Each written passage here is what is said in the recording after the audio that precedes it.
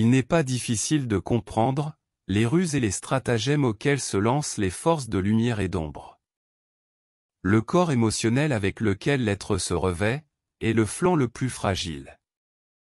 On perçoit le pouvoir des pertes, des gains et des récompenses qui sont jetés sur ce corps.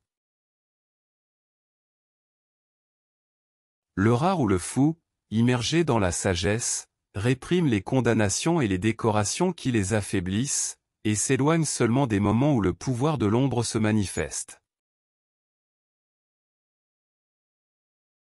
Il est très visible, combien il est commun d'attribuer un caractère romantique à l'ombre et à son rôle. Le rare et le fou reconnaissent son existence et son rôle, mais ne le romantisent pas, et au contraire, placent l'ombre et tout ce qui l'accompagne à sa place appropriée. Le moment qui donne beaucoup de visibilité et de reconnaissance à l'ombre en tant que compagne de la manifestation, est le moment de l'orgueil et du repentir. L'être regarde les actions qui apportent l'orgueil et le repentir, qui ne se justifient que par l'ignorance de l'être. L'orgueil apporte la joie, et le repentir apporte la tristesse. Il y a un grand danger autour de ces moments, car c'est là que l'être est le plus vulnérable aux accès, et aux étreintes réconfortantes de l'ombre.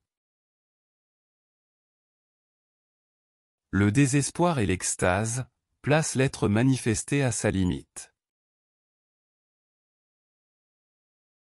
À l'être est offerte l'opportunité de reconnaître une balance et un pendule, qui modulent ses mouvements dans la manifestation.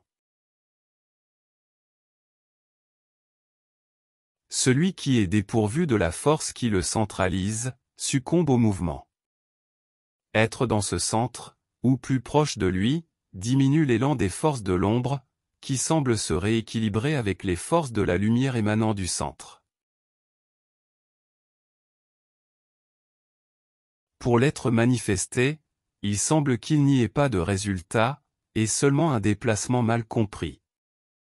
Tout se passe dans une manifestation, surgit à l'intérieur de l'être, mise en scène par l'être, interprétée par l'être, dans l'environnement qui est l'être, et avec la conscience à la première personne, comme fil lumineux et intégrateur.